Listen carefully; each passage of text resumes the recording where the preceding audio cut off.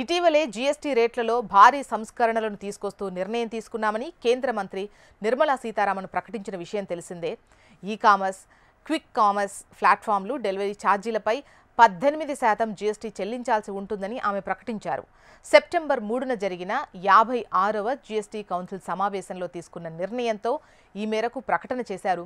ఇప్పటి వరకు మినహాయింపు పొందిన ఈ డెలివరీ ఛార్జీలపై ఇప్పుడు పన్ను విధించడం వల్ల ఆయా ప్లాట్ఫామ్లు డెలివరీ ఫీజు లేదా ప్లాట్ఫామ్ ఛార్జీలను పెంచితే వినియోగదారులపై భారం పడే ఛాన్స్ ఉంది.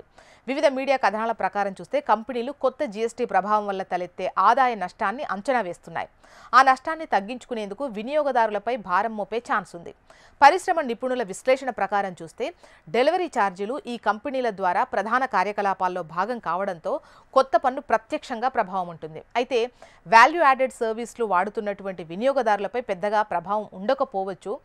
ఒక food delivery company senior executive మాట్లాడుతూ కస్టమర్లపై ఈ భారాన్ని మోపక తప్పదు. అందువల్ల డెలివరీ ఫీజు పెరగొచ్చు, లేదంటే డెలివరీ భాగస్వాముల ఆదాయం తగ్గొచ్చు, ఫుడ్ ధర కూడా పెరగొచ్చు అని తెలిపారు.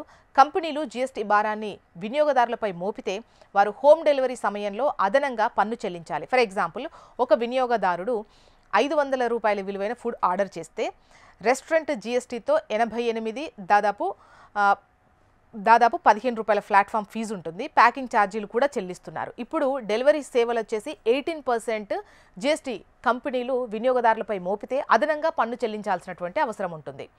ఈ జీఎస్టీ కౌన్సిల్ లోకల్ డెలివరీ సర్వీసులు అంటే స్థానిక డెలివరీ సేవలు ఏవైతే ఉంటాయో ఎలక్ట్రానిక్ కామర్స్ ఆపరేటర్ ద్వారా అందించినప్పుడు దాన్ని సిజిఎస్టీ చట్టంలోని 95 సెక్షన్లో చేర్చుతూ నిర్ణయం తీసుకున్నారు. ఇంతకుముందు దీనికి మినహాయింపు ఉండేది. దాంతో ఈ సేవలపై 18% జీఎస్టీ ఉంటుంది. దీన్ని కంపెనీ చెల్లించాల్సి ఉంటుంది. ఆ కంపెనీలు వినియోగదారులపై భారం మోపుతాయా అనే అంశం, ఈ భారం కంపెనీలు వినియోగదారులపై మోపుతాయా లేదా అనేది మరికొన్ని రోజుల్లో తేలుతుంది.